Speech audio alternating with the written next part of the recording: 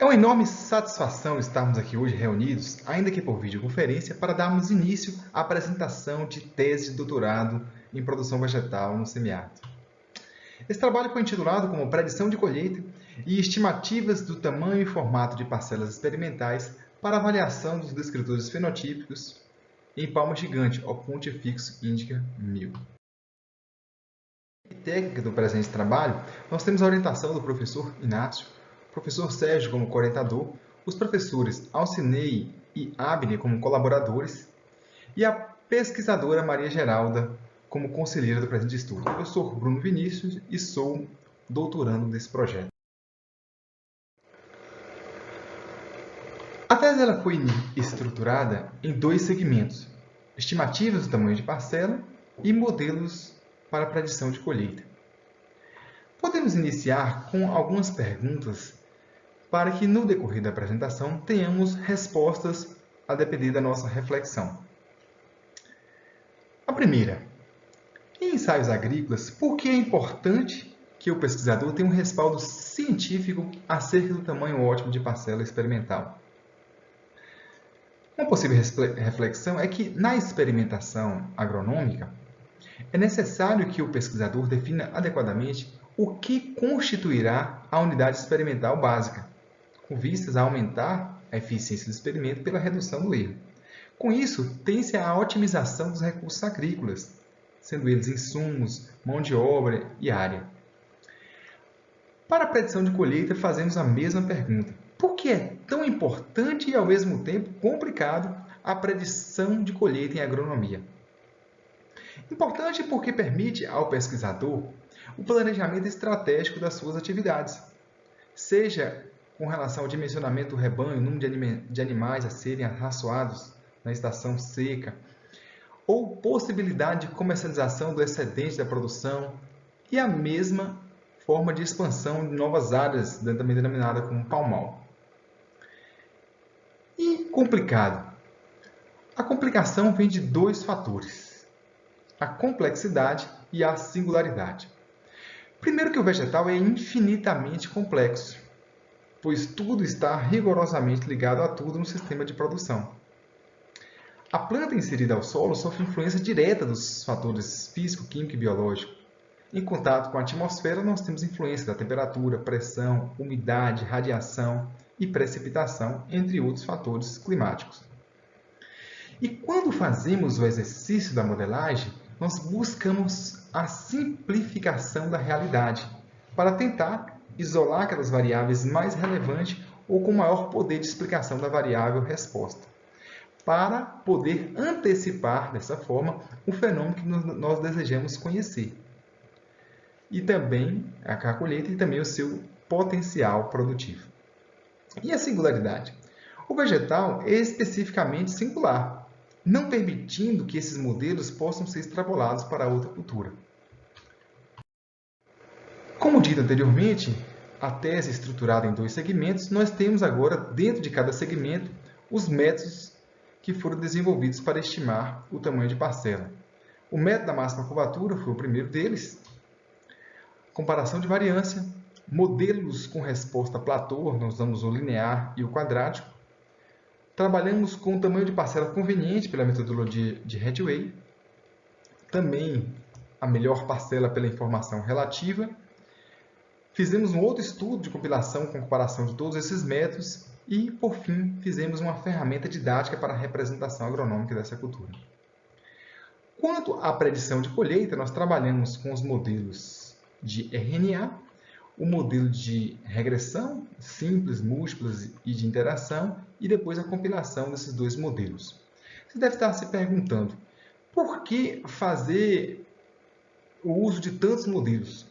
Porque os modelos, ainda que estimem tamanhos de parcelas diferentes, eles são complementares entre si, porque cada um aborda uma especificidade, como custos, precisão, possibilidade matricial de outros tamanhos de parcela.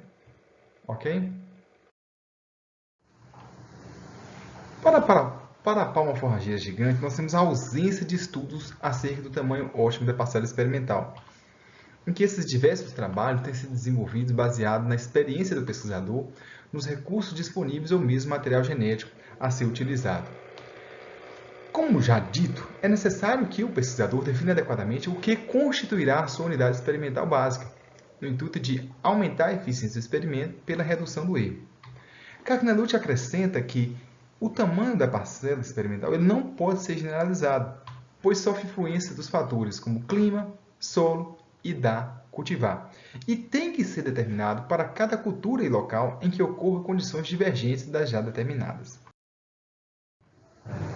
Dessa forma, o êxito experimental consiste em detectar nas unidades experimentais básicas a diferença significativa entre as médias de tratamento. É o efeito de tratamento que se busca como foco da pesquisa agronômica para maximizar a precisão experimental, obtendo dessa forma resultados mais fidedignos, permitindo a seleção de materiais mais produtivos adaptados de melhor qualidade. Outros estudos também foi feita a determinação do tamanho ótimo de parcela para a cultura do milheto, do girassol e também do nabo forrageiro. Quando falamos da modelagem na agricultura, é importante que saibamos que essa modelagem pode ser das mais diversas possíveis, em que o produtor, muitas das vezes, está preocupado com qual vai ser a sua produtividade.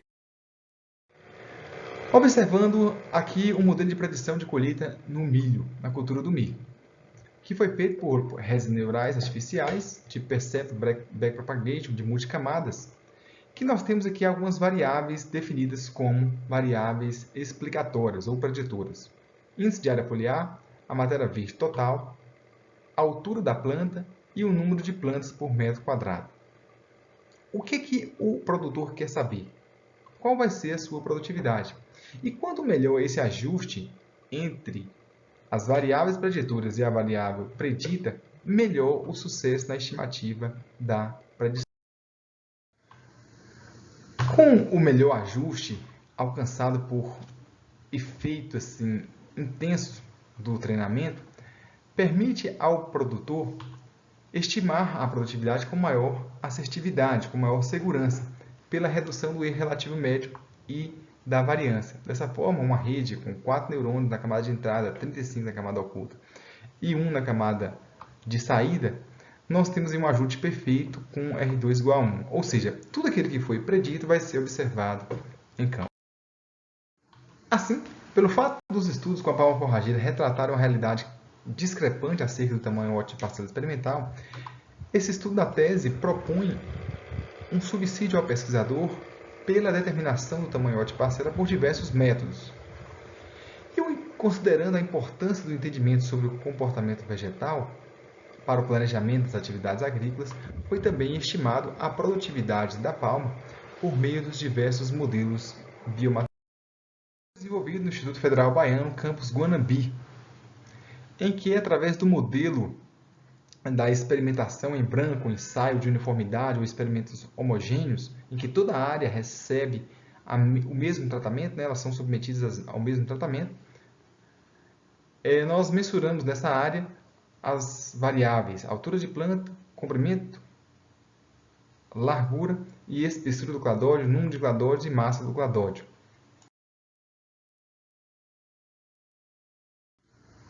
As rotinas para o desenvolvimento do tamanho ótimo de parcela foram baseadas nos estudos, na proposta de Donato, publicada nos 2 estudos com a bananeira cultivar.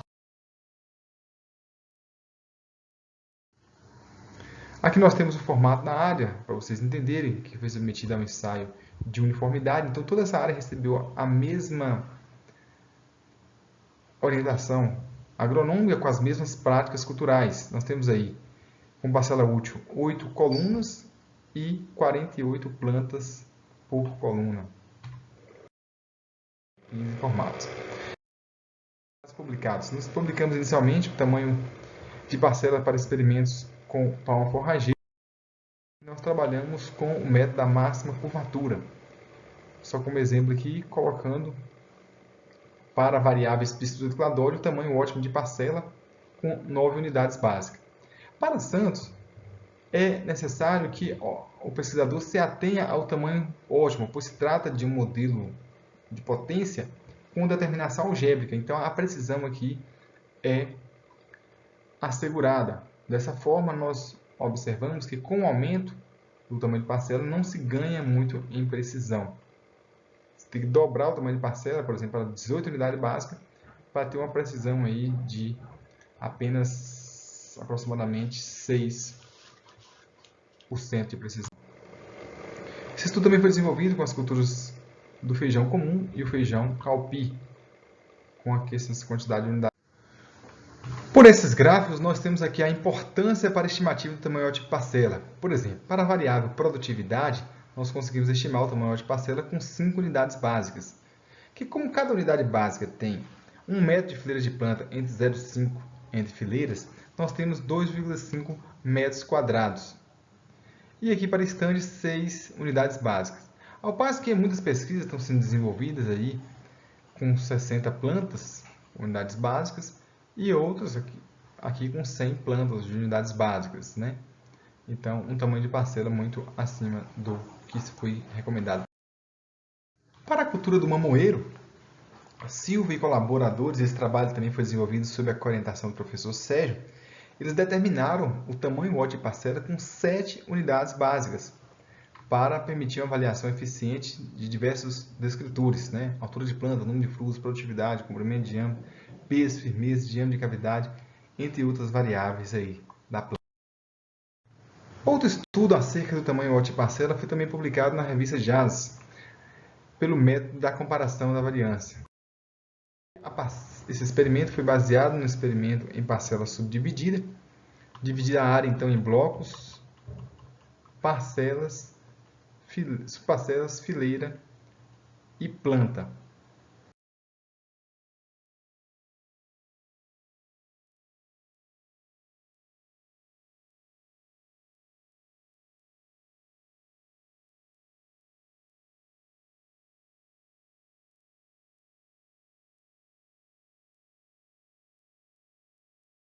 Complementar esse estudo também foi submetido à revista Sul da África de Plantas e Solos, e que ele apresenta modelos de regressão com resposta linear e quadrática. Aqui só para mostrar para vocês o método de regressão linear com resposta platô, estimando o tamanho de parcelas com 9 unidades básicas para as variáveis altura de planta e também comprimento do. Com esse mesmo modelo de estimativa de tamanho de parcela, foi feito para a cultura do mamão, já publicado na revista PAB, o tamanho ótimo de parcela com 8 unidades básicas. Também para a cultura da mamona, publicado na revista Ciência Agronômica, foi publicado o tamanho ótimo de parcela com 11 unidades básicas para a variação dos seguintes descritores: racemos colhidos, médio comprimento dos 3 primeiros racemos, número de sementes por racemo, dentre outros, e até a produtividade. Outro estudo, publicado na revista Acta Scientific Technology, conveniente de parcelas, em que permite ao pesquisador a seleção do tamanho ótimo de parcela em função do que se espera avaliar com o experimento, em que a diferença percentual a ser detectada tem que ser maior do que o coeficiente de variação. Aqui são os tamanhos de parcela e aqui nós temos a máxima eficiência de uso da área experimental pelo menor tamanho aqui, porque com essa utilização aqui, ó, de unidades básicas, você alcança aí a mesma precisão do que você utilizar 62 unidades básicas. Nesse mesmo sentido, Donato publicou os trabalhos em 2008 e 2018, aí por esse método, e recomendando aos pesquisadores com a cultura da banana o tamanho ótimo de parcela experimental. Com os métodos da estimativa do tamanho de parcela, nós submetemos à revista Agronomia Colombiana o tamanho para avaliação dos. Aqui é uma representação. Ainda na revista JAS foi feito também um trabalho de comparação dos métodos para estimativa de parcela, com todos os métodos foram comparados entre si, possibilitando ao pesquisador uma de compilação. Outro trabalho, denominado como ferramenta para demonstração experimental, foi publicado, submetido na revista de Educação, em que nós apresentamos aí uma maquete em vivo com o tamanho ótimo de parcela representado. essa espécie é a Opuntia brasiliense, que apresenta grande similaridade com a Opuntia fix indica, seja pela densidade estomática, pelo metabolismo CAN, entre outros fatores. Fizemos ainda um protótipo para que o pesquisador tenha um acesso mais dinâmico e rápido a essas informações. E aqui uma demonstração gráfica que, por exemplo, o que nós entendemos? Que com o aumento do tamanho de parcela, não necessariamente o produtor alcança a precisão que se espera. Então, nós temos um tamanho ótimo de parcela que confere a precisão adequada. Ok? Algumas contribuições práticas, né? Então, já tem alguns experimentos que foram desenvolvidos utilizando aí o tamanho ótimo de parcela já recomendado, aqui no trabalho do Alcinei, em que ele já montou um experimento lá em Montes Claros, utilizando aí 14 unidades básicas de avaliação. Então, o professor Sérgio, a partir de agora, então, já utiliza o tamanho adequado de parcela, agora baseado na determinação estatística. Quanto de predição, nós publicamos na revista Agri esse primeiro estudo com as redes neurais artificiais, alcançando aí um ajuste dos dados em 0,87, um ajuste adequado entre o que foi estimado e o que foi observado em campo. Aqui para a cultura da banana, os estudos Soares desenvolvidos também sob a orientação do professor Sérgio, publicado na revista African Journal of Biotechnology e a Ciência Horticultura com a variável tropical, em que o erro preditivo médio foi de 1,4 e o ajuste dos dados em 0. Com os genótipos Pratanã e BRS Platina, nós fizemos alguns estudos também sob a orientação do professor Sérgio, estudo de correlação, predição de colheita por regressão linear simples e múltipla e também com redes neurais artificiais. Alcançando aí, pelo método da regressão linear simples, com antecedência de até 120 dias, né, para o número de pencas, um ajuste dos dados de 0,99 para Pratanã e 0,98 para a Platina. Como modelo de regressão, nós temos um estudo que foi submetido à revista Agriamb, que está em tramitação já pela segunda rodada. Que aí nós construímos modelos de regressão linear simples, múltipla e também com interação, alcançando aí um modelo satisfatório, predizendo a produtividade pelas variáveis espessura do cladódio e área total do cladódio.